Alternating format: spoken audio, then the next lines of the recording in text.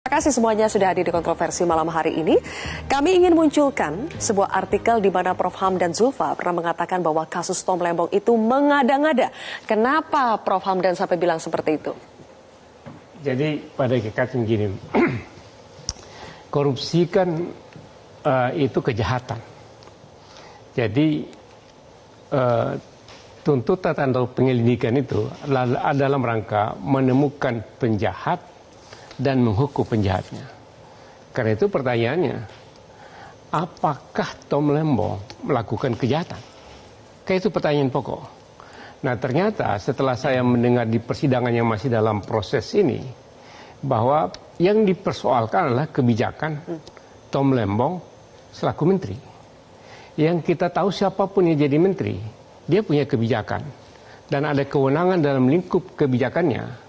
Dan kebijakannya itu biasanya selalu dalam dua kepentingan. Satu kepentingan nasional, kepentingan negara, dan kepentingan rakyat. Nah, ada problem di sana. Kalau tidak untuk kepentingan negara, tidak untuk kepentingan rakyat, tapi ada kepentingan pribadi atau kelompoknya. Nah, kalau hanya dua itu, kepentingan negara, kepentingan rakyat, tidak untuk kepentingan pribadi dan tidak untuk kepentingan kelompok. Itu yang saya bilang itu mengada-ngada.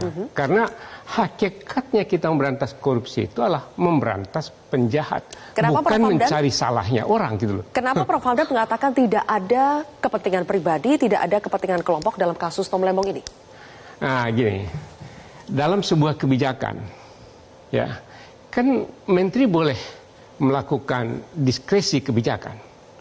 Kebijakan yang menurut tata aturannya harus diikuti, tapi dalam hal tertentu, untuk kepentingan negara, untuk kepentingan rakyat, apabila menguntungkan bagi rakyat ada yang lebih baik. Nah kebijakan itu saya lakukan walaupun mungkin agak sedikit menyimpang dari aturan yang begitu sangat teknis. Itu boleh. Dan itu kan pertanggungjawaban kepada presiden. Kecuali, ya, ini kalaupun ada kebijakan salah ya, salah. Satu, salah dalam administrasi negara itu bisa diperbaiki, ya. Tapi kalau salah itu ternyata ada di sana, oh memang sengaja dia salah niat dari awal bahwa dia mau mendapatkan uang dari situ. Itu satu. Ada mensreanya. Ada mensreanya. Kalaupun tidak untuk dia, untuk temannya. Loh kenapa untuk temannya?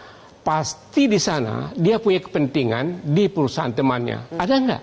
Nah kalau tidak ada di dua ini, lo orang jujur demi kepentingan rakyat dan negara, itu mau dihukum. Sudah muncul itu angka kerugian negara.